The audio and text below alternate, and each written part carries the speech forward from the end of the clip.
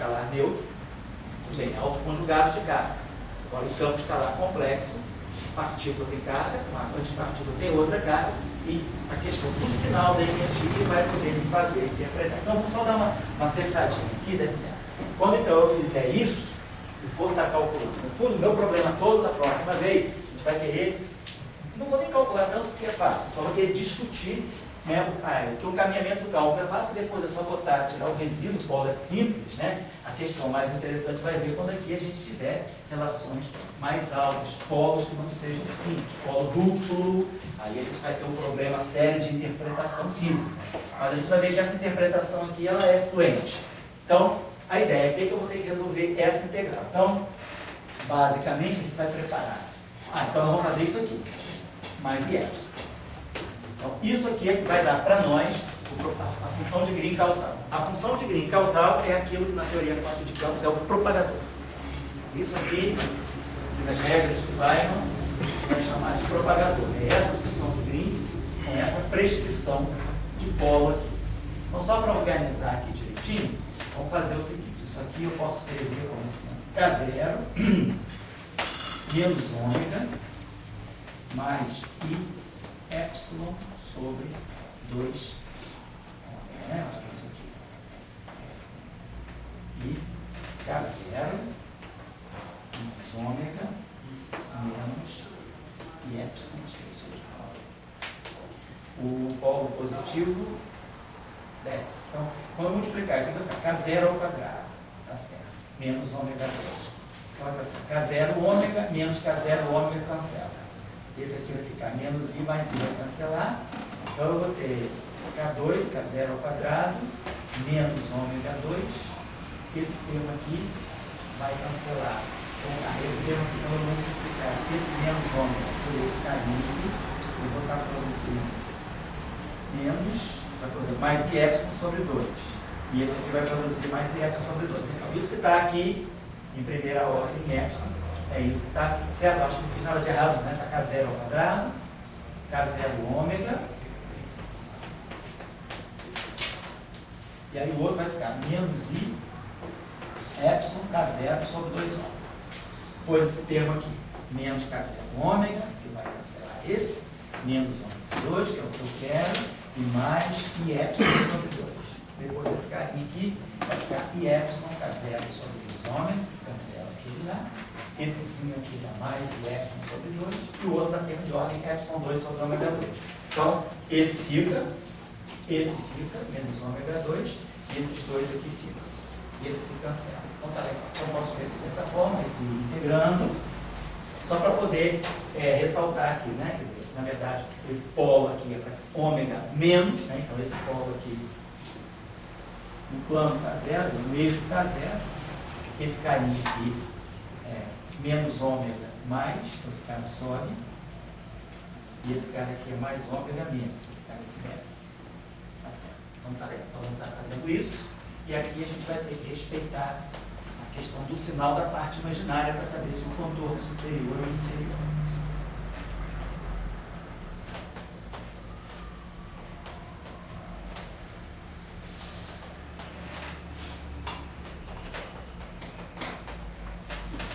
Então aqui agora, quando eu fechar esse contorno aqui,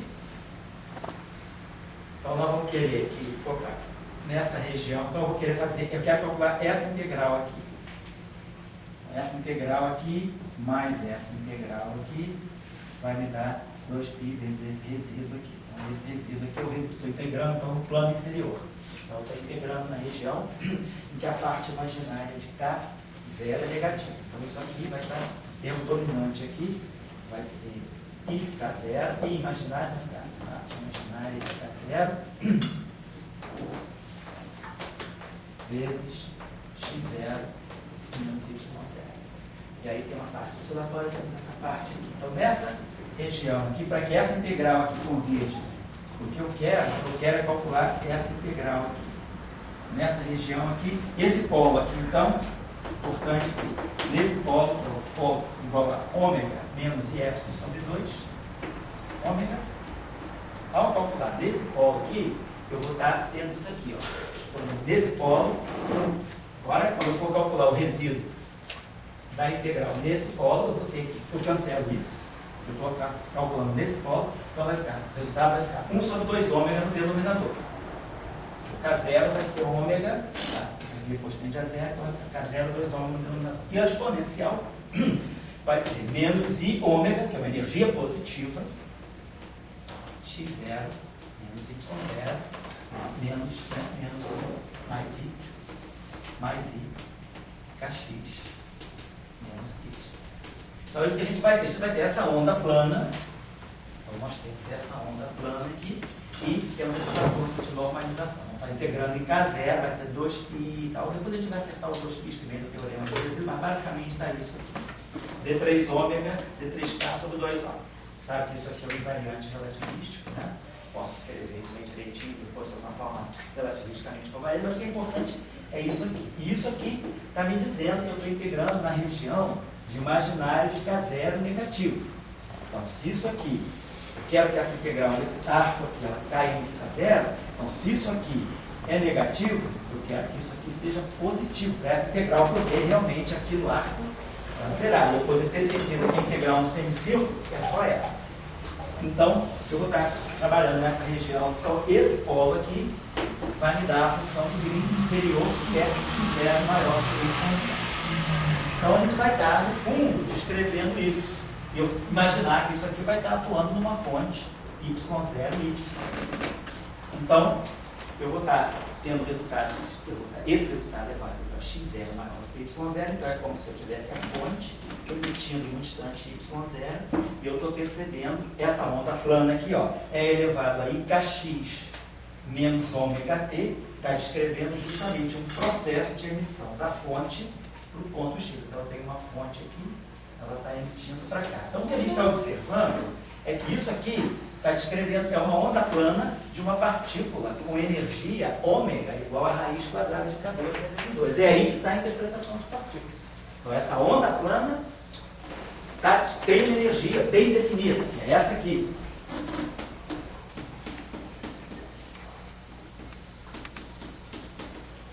Então, foi o polo, que é a singularidade, poderia ser algo que nos espantasse, é do polo que a gente está tirando a interpretação física. É justamente quando eu calculo o resíduo, vou fazer essa integral. De fato, se eu não tivesse esse polo aqui, essa integral dava zero. Então não tinha partícula, não tinha nada. Justamente, graças ao polo, o polo, quando eu pego a contribuição do polo, eu fixo a energia da onda plana por essa relação aqui. Então, eu estou falando, realmente eu estou falando de uma partícula relativista. E mais ainda, tem um teorema de Lebesgue, teorema da análise complexa, que me diz o seguinte: se x0 menos y0 tende a infinito, ou seja, se x0 é muito maior do que y0, a fonte emite, e eu vou medir o campo no ponto x0, o limite de x0 tendendo a infinito, quer dizer, para tempos muito posteriores, ele é zero se a função que está integrada aqui for uma função, como é que se diz? Analítica. Se a função for analítica, se eu tiver isso aqui, integral de uma função f de k, f de k2, é a menos i, k0, x0 menos y0. Se eu fizer o limite quando x0 tende a infinito, um k0 positivo, disso aqui, dessa integral,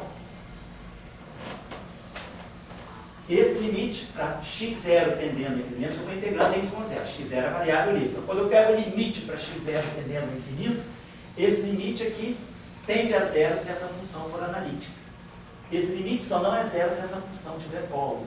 Esse é um teorema lá da análise complexa. É justamente o que acontece aqui.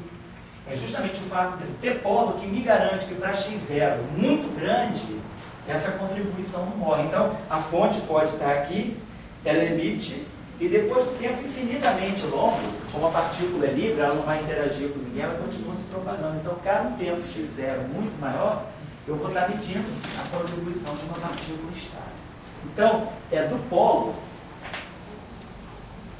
que sai a interpretação de partícula. Então, eu não fiz o cálculo dos sinais certinho, 2πi, somatório de resíduo, no teorema dos resíduos, o percurso tem que ser orientado no sentido trigonométrico, então vai ter um sinalzinho aí, vai ser menos 2 pi resíduo, mas a gente acerta depois. Só quero qualitativamente mostrar que o cálculo, que essa função de Green, com esses polos deslocados dessa forma, essa contribuição aqui, que é a contribuição de energia positiva, ela no fundo está descrevendo uma onda plana emitida por essa fonte, sendo percebida no instante x0, muito posterior ao instante da emissão.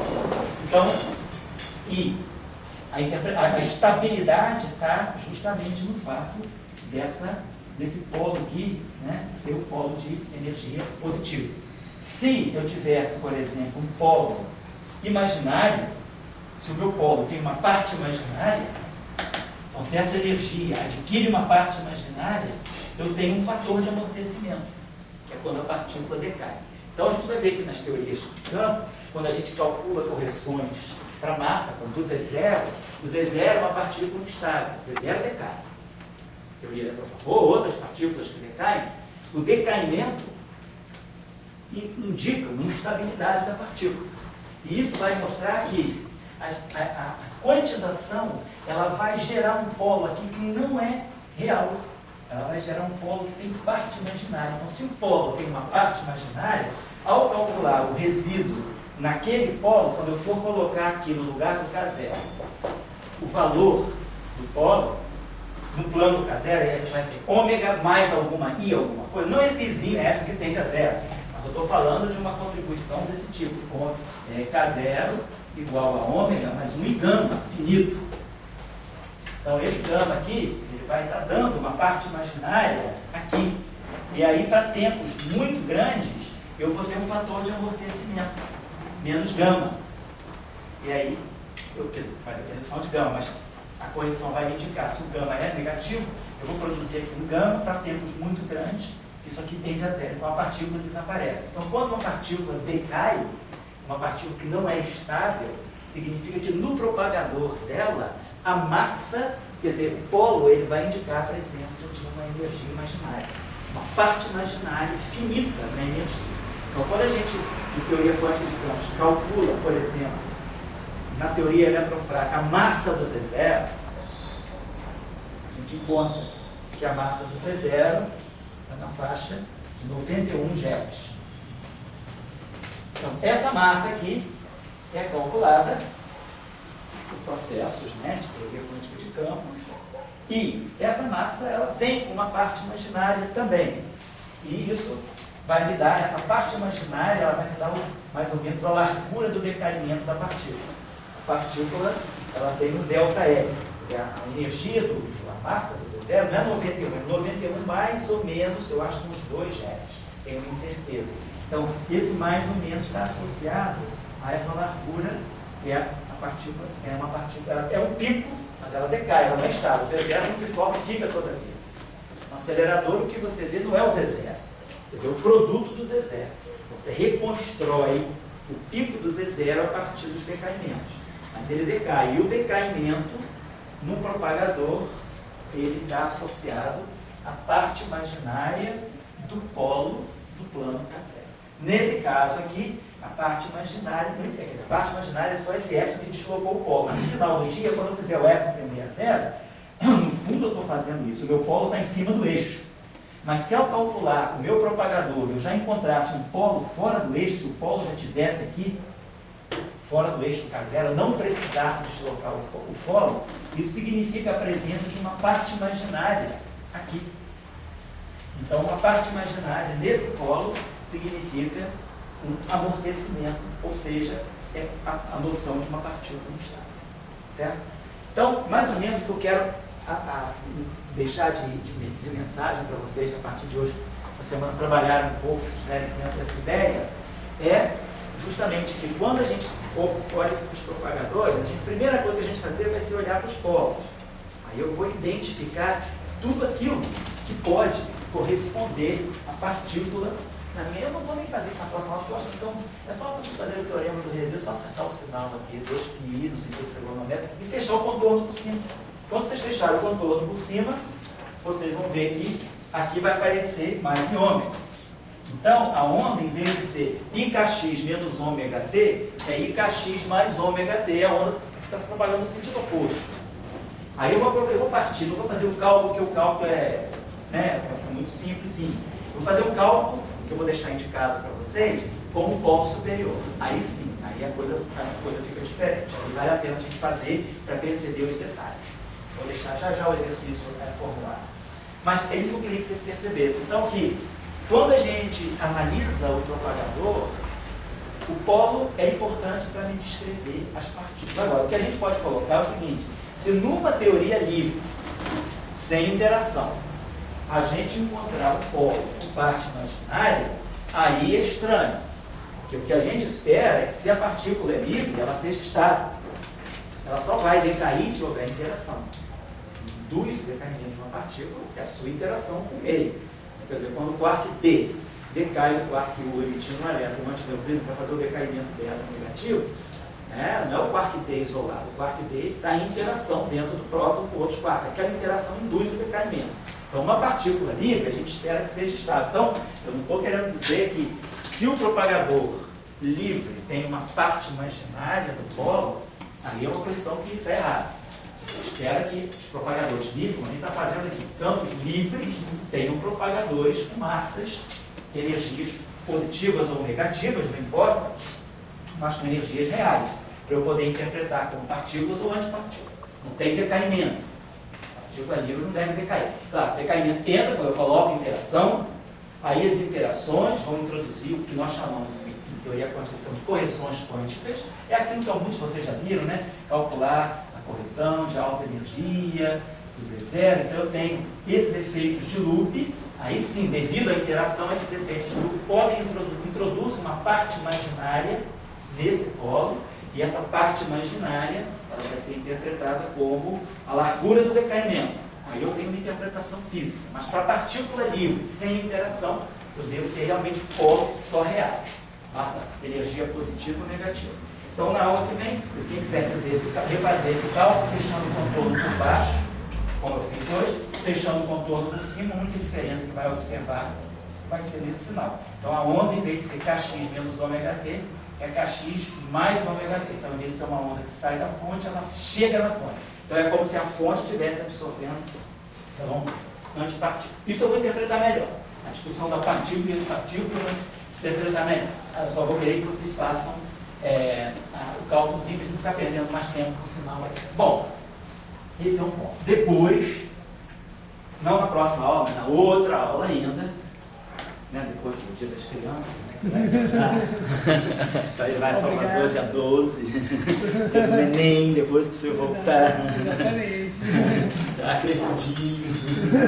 Aí a gente vai falar sobre resíduo, que é uma coisa mais perigosa. O polo é mais simples, tá? O resíduo já vai ter idade para ouvir certas coisas. Então vamos lá. Eu vou deixar. Então, por enquanto, ele está falando polo partícula. Agora a questão é: e a partícula é boa ou não? Pode ser post. Como é que eu vou saber se essa partícula tem uma mecânica quântica boa? Então, o polo, resíduo do propagador do polo, depois vai ser um outro instrumento de análise. Vamos lá. Vou deixar o seguinte exercício.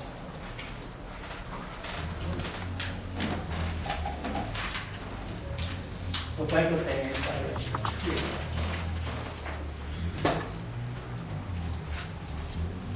Vou botar só campos escalares, claro.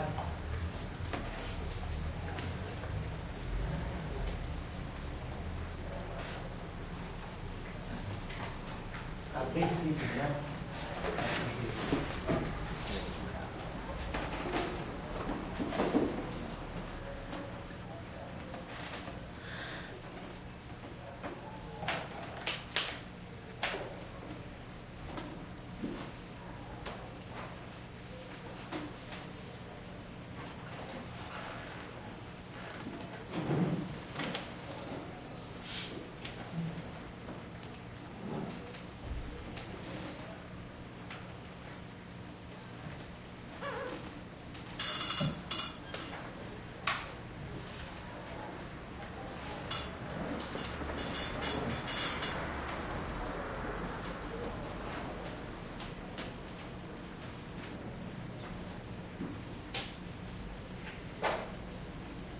Quando eu tenho dois campos escalares,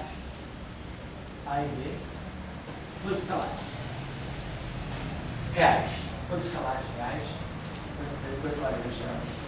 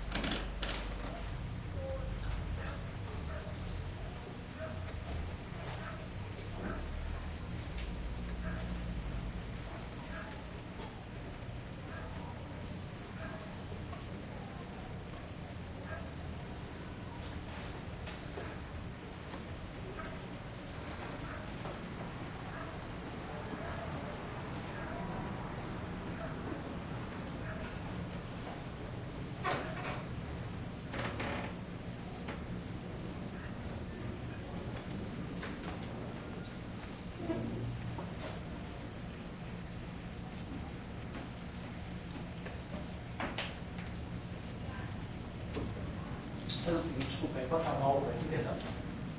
Fazer o seguinte.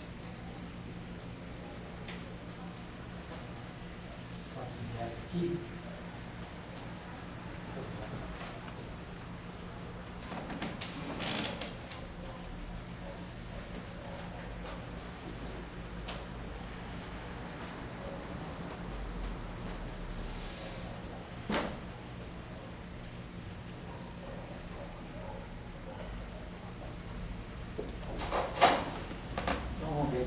Então, vamos dizer, tem uma descrição assim, esse campo B aparece no derivados superiores, então vamos dizer que o campo parâmetro alfa tem a dimensão de massa, porque tem a dimensão de massa, isso aqui tem alfa talomertiano ao quadrado. Então, isso aqui, eu quero que o meu campo B tenha a dimensão de massa, que nem o campo A. Então, isso aqui vai ficar alfa talomertiano B, talomertiano B. Então, isso aqui é massa ao quadrado, massa quarta. Então, esse cara tem que cancelar. Então, alfa vai ser um parâmetro, desculpa, vai ser um parâmetro com dimensão de massa menos 2.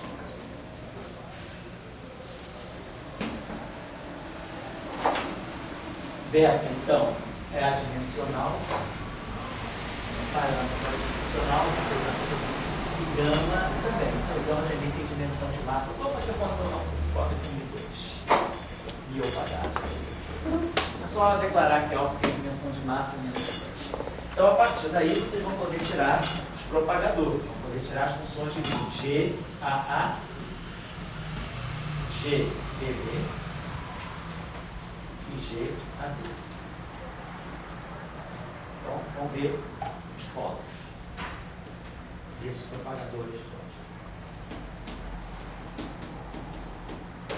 E mais um exemplo só.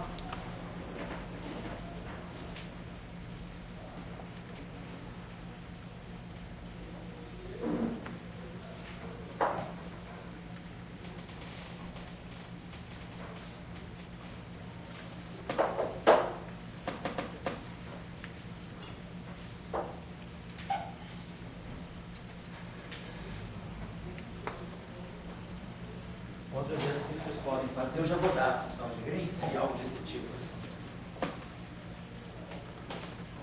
Se a função de Green tivesse essa estrutura.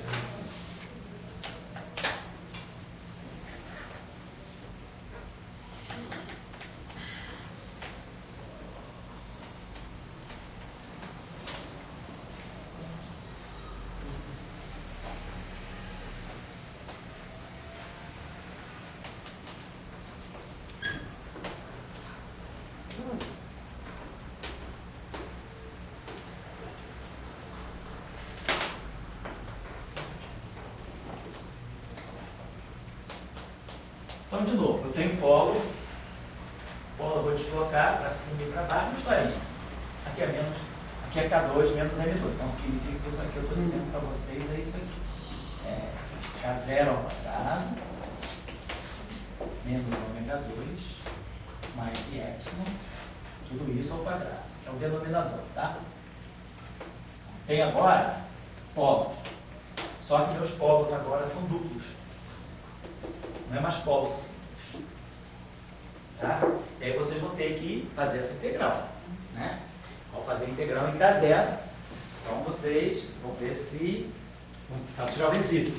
Só que o resíduo agora não vai ser tão simples. Não vai ser 1 sobre K0 menos ômega, K0 mais ômega. Certo? Na verdade, isso aqui a gente pode pensar da seguinte maneira. Isso aqui é 1 sobre, mesma coisa do outro, 1 sobre K0 menos ômega mais IY sobre 2 ômega, K0 mais ômega menos IY por 2 ômega. É isso que dá, no caso? K0 ao quadrado, esse cancela com esse, depois esse carinha aqui cancela com esse aqui, fica mais I ômega sobre 2. Então isso aqui, só que isso aqui está tudo ao quadrado. Então esse polo aqui é um polo duplo. O polo de energia positiva é duplo, o polo de energia negativa é duplo. Então a gente tem que fazer integral de uma função que tem polo duplo.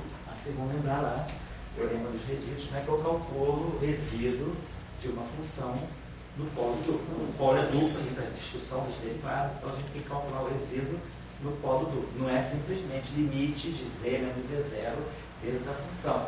Tem z menos z0, ddz de z menos z0 vezes a função. Tem uma jogada aí com derivada, que aí vocês vão ver a diferença. Então, vamos ver a presença. Aqui vocês estão observando que, tudo bem, um polo positivo, um polo negativo. Sem problema com a questão da interpretação partícula-antipartícula. Agora a questão é o polo seduz.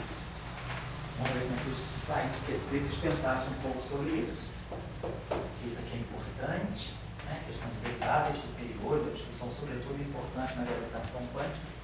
E esse exercício aqui que é mais convencional, só para saber se vocês podem, como é que vocês vão manipular os parâmetros alfa, beta, N2 e N2 para ter acesso a partículas físicas. Tá? Então vamos trabalhar em cima disso. Na próxima aula eu vou apurar melhor para vocês a discussão da relação entre partículas, propagadores e partículas. Mas aí eu vou pegar primeiro tempo, eu vou trabalhar um pouco mais a discussão do polo, realmente trabalhar um pouquinho melhor a ideia da antipartícula, para não ficar tão vago, como eu deixei só interpretar partícula, deixei de negativa como antipartícula. Vamos ver como é que isso fica realmente e vamos trabalhar um pouco a questão do resíduo, para a gente calcular o propagador, a discussão dos resíduos nos polos, aonde é que eu vou estar vendo algum problema com a interpretação em mecânica quântica da função de onda. O propagador, no fundo, ele também dá uma interessante, uma importante informação sobre as funções de onda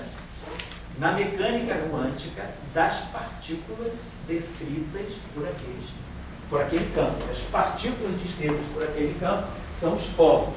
Mas quando eu for olhar os resíduos, isso vai me dar uma importante informação sobre a função de onda dessas partículas livres. Tá? Vamos falar sobre isso. Isso é importante na quantização do fóton, para saber a questão do fóton longitudinal, para saber a questão do fóton temporal e saber quem são os fótons físicos. Certo? Então, deixa esses exercícios aí para vocês trabalharem um pouquinho. E aí, com isso, a gente vai voltar. Então, sai um pouquinho da discussão da simetria, para poder mostrar para vocês a interpretação do propagador. Mas aí, na próxima aula, eu acredito que a gente já tenha tempo de voltar à questão da simetria, de novo, nos propagadores, a gente já vai começar a falar das identidades de ordem devido à simetria. Vou também fazer o seguinte, eu não vou ficar dando uma aula sobre integração de caminho. Tá? Isso aí tem material muito bom para vocês lerem. Tem livros excelentes, cada um pode escolher aí, por empatia, né? Os livros todos são bons. O cara escolhe, como eu sempre digo, quer ter o mínimo de esforço e a máxima garantia de rendimento, pega o raio. Né? Então, pega o raio e dá uma olhadinha na integral de caminho, é assim. Não tem mais do que aquilo que ninguém sabe fazer, não. calcular uma integral de caminho verdadeira, né? Nem matemáticos pulam no fogo aí para poder. Então, tudo são expressões simbólicas que a gente usa em física, expressões simbólicas, né? Para poder. Nada daquilo existe. Limite de Rosgan, tem que fazer limite euclidiano, e aí os matemáticos trabalham pra cacete, e os físicos matemáticos também para poder escolher medidas, garantir integração daquilo. Eu não estou levando vocês à anarquia geral, não. Eu estou só dizendo, não é o momento disso. Tá? Quem for fazer física matemática, pode pôr, ou matemática física, quando quiser escolher ser um axiomático da teoria de campos, esse é um campo de pesquisa fantástico. Estou colocando o seguinte, no momento nosso interesse é sujar as mãos. Chegar aqui, ó, sujei minha mão calculando. Para sujar a mão calculando, a gente tem que abrir mão de certos rigores, tá? E fazer. Isso faz de conta que existe. Eu calculo, e tenho uma boa certeza lá na finalização de choque, bate com a experiência. Tá legal. Alguém vai pensar de dar um sentido de convergência. Na integral de caminhos, eu acho que vocês têm que entender que funciona. O resto é fazer derivada funcional para tirar a função de limite, a gente vai fazer. O que é importante tirar dali são as relações entre as funções de limite. Funções de limite estão relacionadas por simetrias, quando a teoria é simétrica.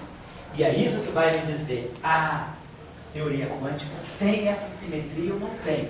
Porque a questão é, a gente está discutindo aqui com o Dória Uso, o que é a teoria clássica e o que é a teoria quântica.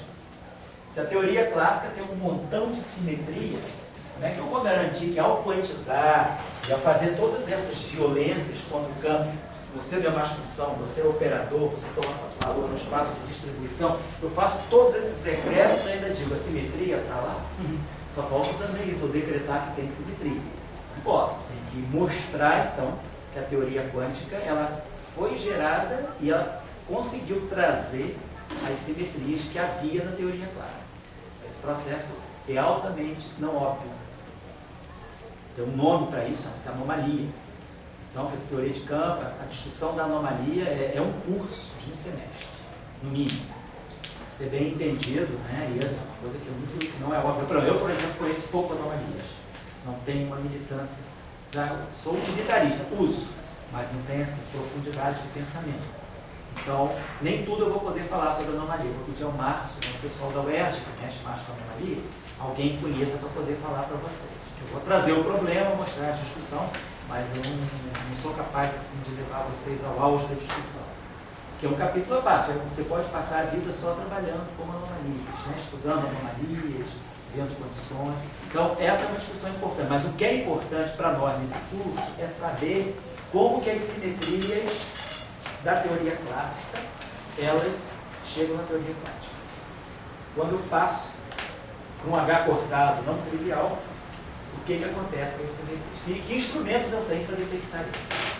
Bom, então, essa vai ser a parte. Eu depois da aula seguinte, quem já puder ou já souber, dar uma revisada, quem nunca leu nada, dá uma lidinha rápida no que é a integração de caminho. Os livros são bons, ninguém vai deixar de entender lendo. Pode não entender todos os detalhes técnicos, que eu souber eu posso tirar. Um outro material bom, quem quiser dar uma lida assim, despretensiosa, mas bastante instrutiva, sobre integral de caminho e teoria de campo, pode pegar o Physics Reports, Papers e Guias.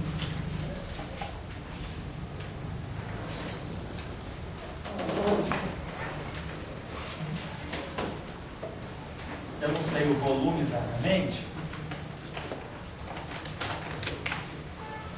Esse report, eu acho que ele de 70 está no início dos anos 70, mas é fácil de achar. Ele faz uma, eu acho que é 74, 72, ele faz uma revisão boa sobre a teoria de Young-Mills, é um bom review para a teoria de Gate, mas ele faz uma revisão boa sobre o método da integral de caminho. Ele começa na mecânica quântica, faz a integral de caminho mecânica quântica, ele faz a integral de caminho na teoria de campos e introduz os métodos funcionais. É um material bom, considero um material clássico. Eu acho que ninguém muito superou essa discussão que ele faz aí. Os livros mais ou menos se localizam em torno disso. Quem quiser ler um pouquinho mais de detalhe também, para poder ter uma abordagem boa do que é o método de integração de caminho, além, claro, do Ryder. Está muito bom também do Pierre Ramon.